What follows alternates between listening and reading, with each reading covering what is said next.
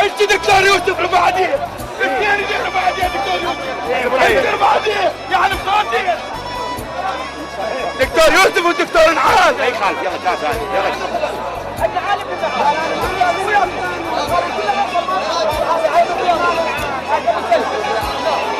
صدروا قرار 21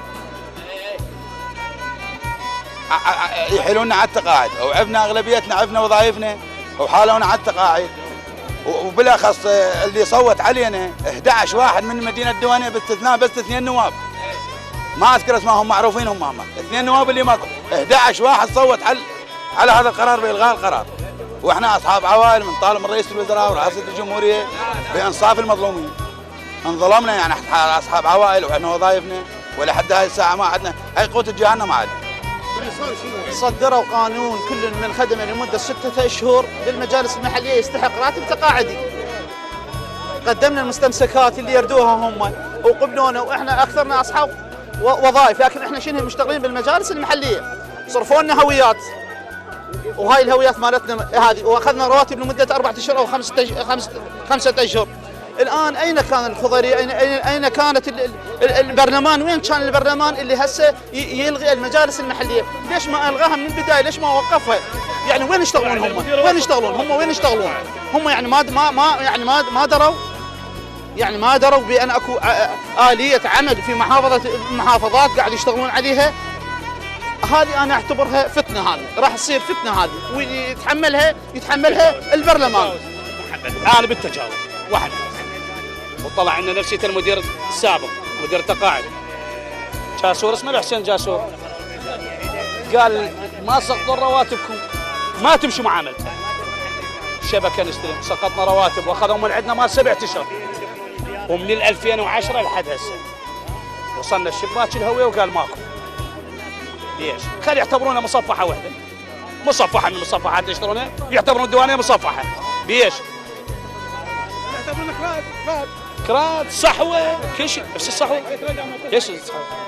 والله نفس الصحوه خلي يعتبرون، يعطون باسم الصحوه ويعطون باسم من بعد يعتبروننا باسم وحده من ذني.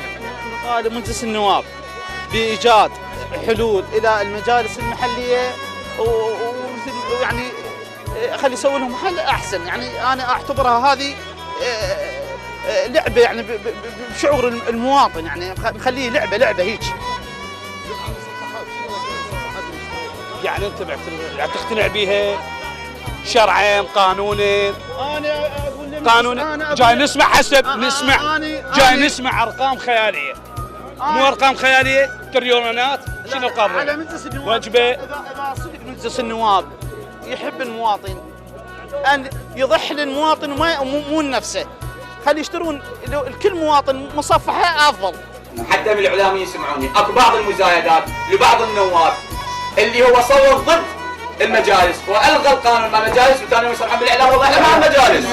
اكو بعض حاشاكم اكو بعض المنافقين، انا اسميهم منافق، اللي عنده راي يقول انا اليوم مع لو ضد، مال بالقاعه ضدك وبالشارع وياك، هذا منافق، المفروض تعزلوه، المفروض تميزوه، فهذا النفاق ما له داعي. سيدي موجود والما عنده سيده خليه يجينا نعطيه وياكم الاحزاب، مكاتب الاحزاب الديوانيه كلهم وياكم، بس ترى 3 ارباع فوتوا سمعون بس 3 ارباع التلفزيون واضح، يمكن لا واحد يقول انا سويت الناصر، شوفوا وانت تعرف. المهم 3 ارباع فوتوا ضدكم، ذولا تقدرون تستغلون هذا يعني خلينا نقول الصوت الموجود هنا وياكم، تقولون تستغلوا. تعال يا فلان، انت من الحزب الفلاني، انت من الاتجاه الفلاني، انت ويانا، قال لك اي وياك، لانه اكيد هو هم دخل ربع بهذا الموضوع.